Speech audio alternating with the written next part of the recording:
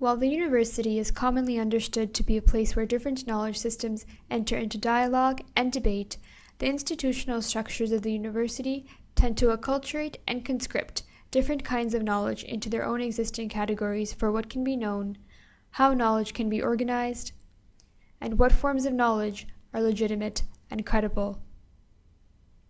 The Different Knowing Speaker series and interviews address the question of if and how the university can be a place of different knowings, different epistemologies, different knowledges. This university doesn't support the local. My own thinking would be that any university, wherever you're located, should start with where it is. Right?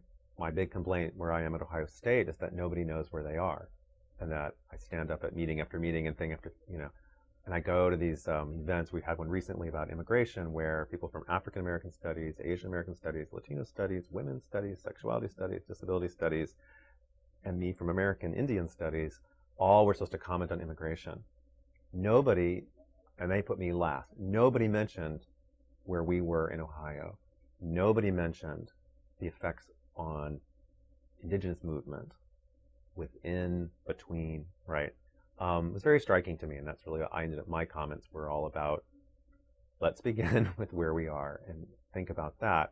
And I feel like it's the constant reminder at the university, because the university is always looking out to justify itself and to think about its worth based on how it relates to something it considers better, and that's rarely ever Indigenous. I think until we have more validation of the local, we're not going to have anything that's very sophisticated in terms of the comparative.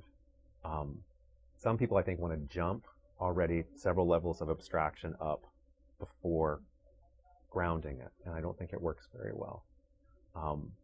Very careful in the new book to say, like, I'm a US-based scholar doing comparative work, and so my work begins in American Indian Studies, where I'm best trained, where I have genealogical links, where I'm at home, and then I go out from there.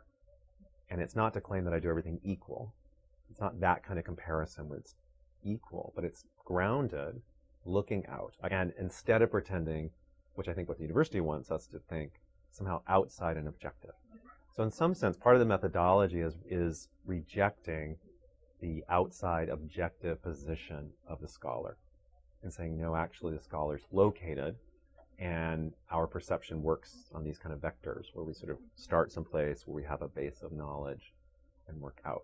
But I think that is the move that the Academy expects of us, that doing the local isn't enough, that the expectation is you've done your reading. Now, what does it tell us? How does it radically make us rethink everything we've known about aesthetics, everything we know about genre, everything we know about the historical period, etc.? And I think that move isn't healthy. I think there's a lot to know about the local.